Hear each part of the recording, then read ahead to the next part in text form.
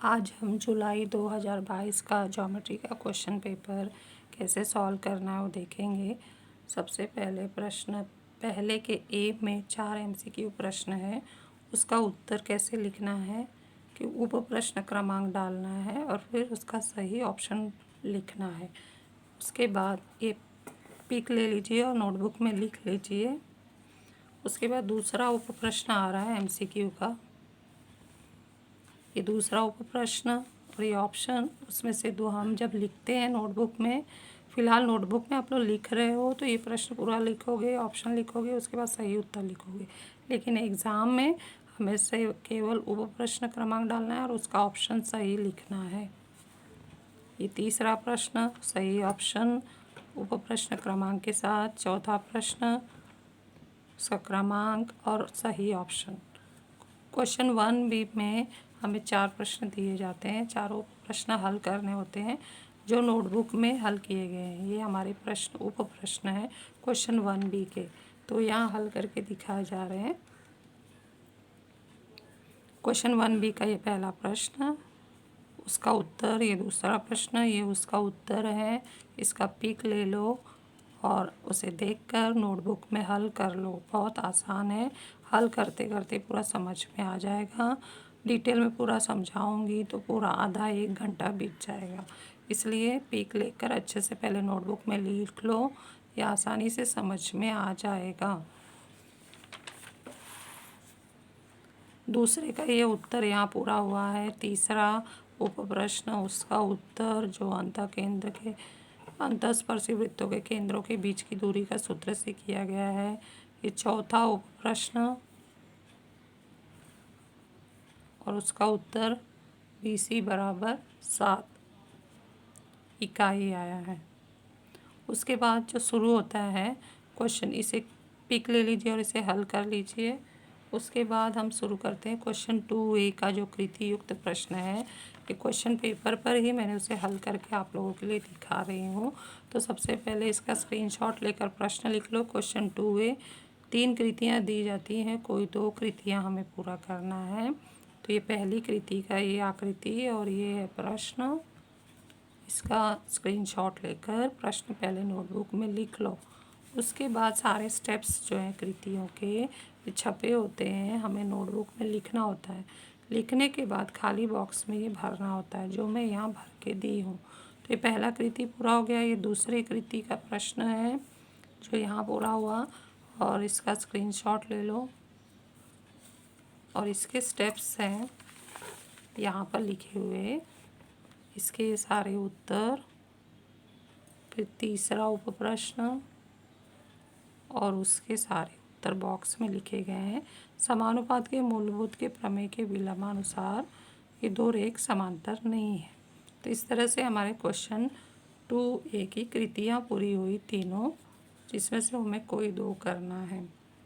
Question 2B हमें प्रश्न दिए गए हैं जिसमें से 4 हल करने हैं। 6 दिए जाते हैं जो नोटबुक में हल किए गए हैं और दिखाए जा रहे हैं।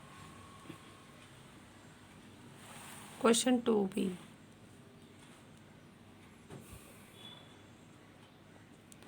पहला प्रश्न उसका उत्तर, दूसरा प्रश्न स्क्रीनशॉट ले लो, दूसरे का उत्तर, तीसरा प्रश्न, तीसरे का उत्तर आधा यहाँ है, आधा नेक्स्ट पेज पर है। पिक लेकर उसे नोटबुक में लिखना ज़रूरी है।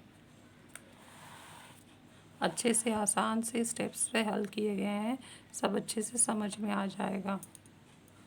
लिखते लिखते ही सारा उत्तर समझ में आने लगेगा। तीसरे का उत्तर चौथा रचना है। 5वां त्रिकोणमिति का प्रश्न है, उसका आधा उत्तर अगले पेज पर है।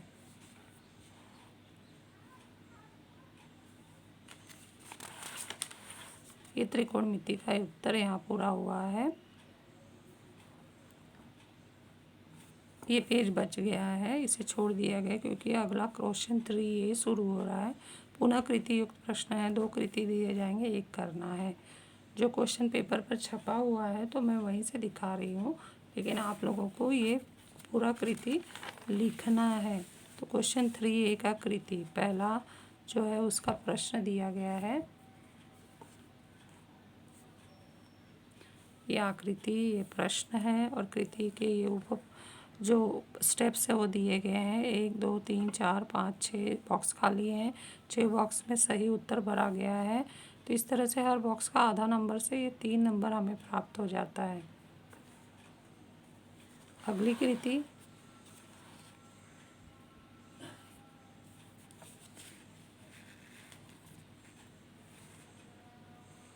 ये प्रश्न और ये 1 2 3 4 5 6 बॉक्स खाली है। सारे स्टेप्स लिखने हैं, बॉक्स बनाने हैं और उसमें सही उत्तर भरने हैं।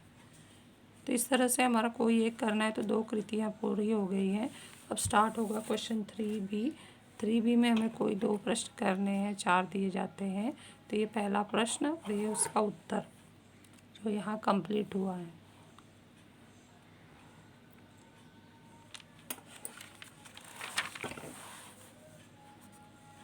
क्वेश्चन 3B का ये दूसरा प्रश्न, केंद्र सूत्र लगा गया है। तीसरा प्रश्न, चक्री चतुर्भुज का समकोण संपूरक होते हैं, इसे सिद्ध करना है, प्रमेय के रूप में पूछा गया है। किताब में यह कृति तो प्रश्न के रूप में दिया गया है, इसलिए बोला जाता है कि इसे प्रमेय के रूप में भी खुद सिद्ध करके लिखना है। तो यहाँ पे सिद्ध करके दिया गया है, यही चीज़ किताब में कृति युक्त दिया गया। तो फिलहाल तुम्हें बिना कृति के इसे सिद्ध करके लिखना है। इसका पिक ले लो और लिख लो। उस प्रमेय का पूरा उत्तर यहाँ पर कंप्लीट किया गया है। उत्पत्ति का भाग है, यहाँ पर पूरा हुआ है।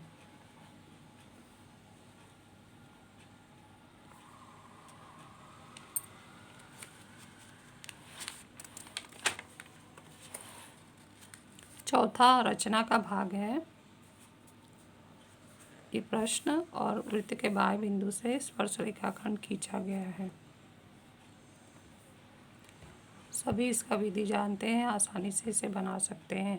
फिर क्वेश्चन 4 शुरू होता है, उच्च स्तरीय प्रश्न, जिसमें हमें कोई 2 करना होता है, 3 दिए जाते हैं। तो ये पहला प्रश्न है और उसे यहाँ स्टेप बाय स्टेप अच्छे से सरल ढंग से हल करके बताया गया है। इसे लिखते लिखते ही सब स्टेप समझ में आने लगेंगे। सब पिक ले लो और इसे लिख लो।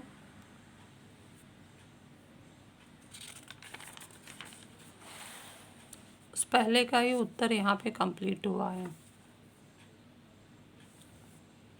दूसरा हमारा रचना का भाग है, जिसमें 2 त्रिभुज समरूप किए गए हैं। दोनों का सामान्य शीर्ष बिंदु B है और दूसरे त्रिभुज की भुजा पहले त्रिभुज के भुजा के 7/4 गुनी है। तो उसके आधार पर भुजाओं का अनुपात निकाल कर रफ आकृति सामान्य शीर्ष बिंदु वाला रचना बनाया गया है। जो यहाँ पर ये रफ आकृति और फेयर आकृति है, इसे देखकर ही आपको सारे स्टेप समझ में आ जाएंगे कैसे बनाना है। सभी ने लोगों ने प्रैक्टिस भी किया है बहुत अच्छे से। क्वेश्चन 4 का तीसरा प्रश्न षटभुज पर आधारित है। 3 गुणों का योगफल 360 है। एक को पक्षांतर करके यहाँ पर माइनस बताया गया है। ये AQC है।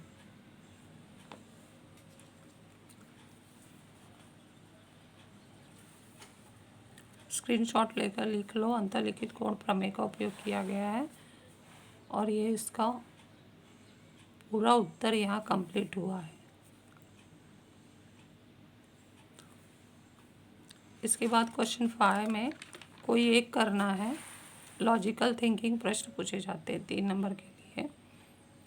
तो ये पहला प्रश्न है, इसमें 3 उप प्रश्न पूछे गए हैं। बहुत आसान सा है, सारे स्टेप्स लिखने पर आसानी से ये सवाल समझ में आ जाएंगे। स्क्रीनशॉट लेकर पूरा लिख लो।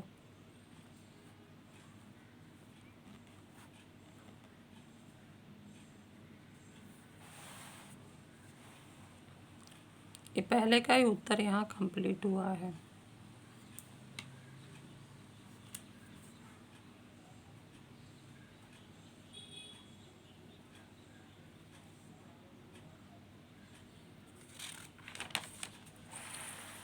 दूसरा और जुलाई 2022 का सबसे लास्ट क्वेश्चन यहाँ दिया गया है, जो रचना पर ही आधारित है, बाह्य बिंदु वाले रचना पर ही आधारित है।